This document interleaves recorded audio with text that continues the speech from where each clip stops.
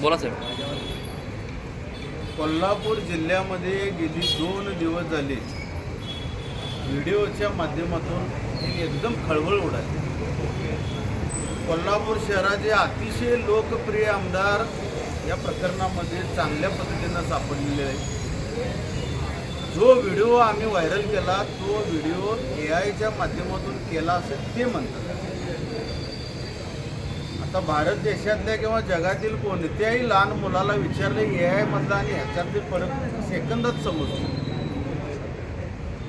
सन्माननीय मंत्री महोदय चंद्रकांत दादांनी देखील काल स्टेटमेंट दिलं. दादा हे आपल्या कोल्हापूर जिल्ह्याचे एक लोकप्रिय आणि बुजुर्ग आमदार मिनिस्टर आहेत. आम्ही त्यांच्याबद्दल असं चुकीचं बोलणं आम्हाला शोभणार नाही. दादांचा मी आदर करतो इथं, पण दादांना एक विशिष्ट जुनी आठवण करून देतो.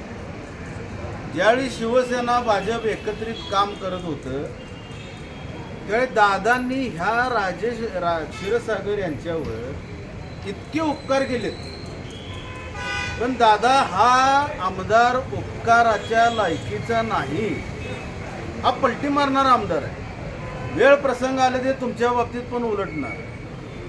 त्यांच्या मुलाच्या लग्नाच्या वेळी हे नसताना कशा पद्धतीची भीक मागत होते चंद्रकांत दादांच्याकडे मला माहिती.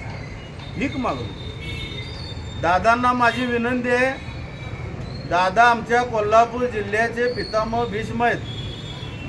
त्या काळामध्ये पौराणिक काळामध्ये भीष्मांनी कौरवांची बाजू घेतली होती. तर दादा आता कलियुग चालू आहे, तुम्ही ह्या कौरवाची बाजू घेऊ नका, ह्या पांडवांची बाजू घ्या. पांडव आहेत प्रामाणिकपणे कुरुक्षेत्रावरची लढाई लढणारे आम्ही सर्वजण आम्ही इथे एकत्रित आलेलो आहोत. मला खात्री आहे दादांच्याकडे ते खाता असेल नसेल दादांनी पारदर्शकपणे तपास करावा असं पोलीस प्रशासनाला देखील विनंती करावी किंवा सूचना कराव्या. त्या कॉन्ट्रॅक्टरांना वेटीस धरलेल्या कॉन्ट्रॅक्टरांना ज्यांना मारहाण झाली त्यांना या सगळ्यांना कोल्हापूर जिल्ह्याचे मंत्री म्हणून दादा न्याय देतील अशी मी मीडियाच्या समोर अपेक्षा बाळगतो आणि पारदर्शकपणे तपास करतील असं पोलीस प्रशासनाकडून देखील अपेक्षा बाळगतो. पुन्हा एकदा रिपीट करतो, हा जर AI मधला व्हिडिओ असेल तर निपक्षपातीपणे कसल्याही संविधानाचा विचार न करता दादांनी रवी इंगोलेला चौकात फाशी द्यायची. आणि जर AI नसेल तर ती फासाची दोरी चंद्रकांत दादांनी स्वतःच्या हातात धरायची आणि राजेश क्षीरसागरांना फाशी द्यायची. खोटं बोल पण रेटून बोल ही ह्या परिवाराची प्रवृत्ती आहे. त्यांचा मुलगाही तसा, तो कुठं जर कॅसिनोत सापडतो, हे कुठं जर असले करताना सापडतात. अक्षरशः मंत्रिमंडळाची लाज आणि अब्रू वेशीवर टांगणारे हे आमचे कोल्हापूर शहराचे लोकप्रतिनिधी आहेत. या व्हिडिओमुळे अखंड महाराष्ट्रभर आमच्या कोल्हापूरची पात्रता कमी आहे, गुणवत्ता कमी आहे. निवेदन दिले पोलिसांकडनं, काय अपेक्षा आहेत? पोलीस प्रशासन पारदर्शकपणे काम करतील असं जाणवतं, पण पारदर्शक हा शब्द कितपत खरा ठरतो इथून पुढच्या कालावधीमध्ये आपणास पाहायला मिळेल. जर पोलीस प्रशासनाकडून आम्हाला चांगल्या पद्धतीचा पारदर्शक तपास झाला असं भासलं नाही, वाटलं नाही, तर आम्ही कोर्टाच्या पायऱ्या चढू, त्यानंतर आंदोलन करू. पण हा विषय पूर्णपणे मार्गी लावणार म्हणजे लावणार.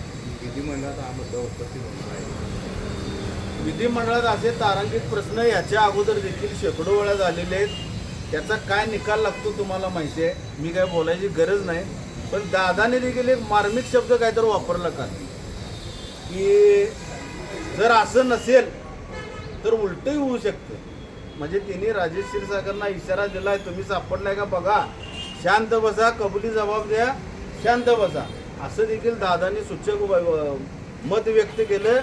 त्याबद्दल आम्ही दादांचं देखील महाविकास आघाडीकडून आभार मानतो. पारदर्शकपणे तपास करावा आणि असल्या भस्मासूर हा कोल्हापूरचा लोकप्रतिनिधी, हा कोल्हापूर राक्षस आहे. ज्या माता जगदंबेने अंबा मातेने कोल्हासूर नावाच्या राक्षसाचा वध केला होता, तसा राजकीय वध महाविकास आघाडीकडून आम्ही आता करत आहोत.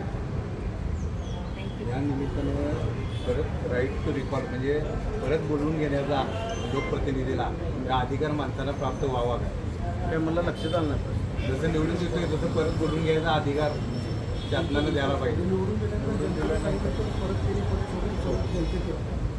नाही. आता राजेश क्षीरसागर हे कुठल्या गणेश उत्सव मंडळाचा देखील अध्यक्ष होणार नाहीत अशी परिस्थिती आहे त्यांची. पब्लिकनं हाकललेला आमदार हा.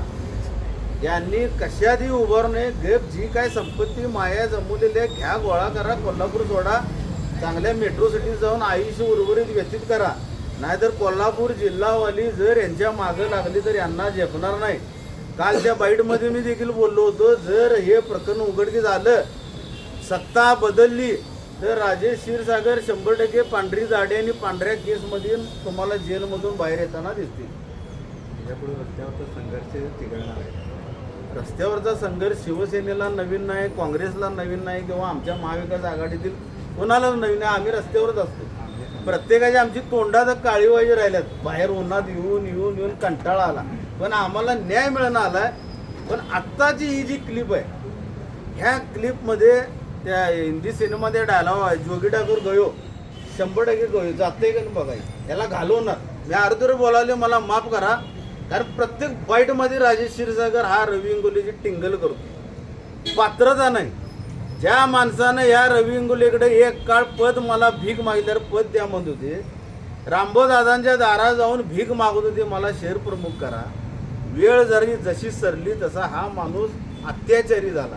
आणि ह्या असा अत्याचार मोडून काढल्याशिवाय महाविकास आघाडीतले कुठलेही नेते किंवा आम्ही इथं उपस्थितले सर्वजण स्वस्थ बसणार.